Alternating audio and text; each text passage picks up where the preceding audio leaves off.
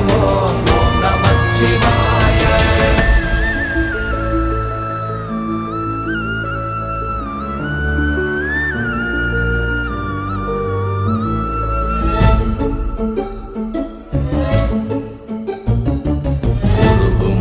வெளியுமல்ல ஒன்றை மேவி நின்றதல்ல, மறுவுமல்ல காதமல்ல மற்றதல்ல அற்றதல்ல, பெரியதல்ல சிறியதல்ல போகுமாவிதானுமல்ல, அரியதாகி நின்ற நேர்மையாவர் காணவர்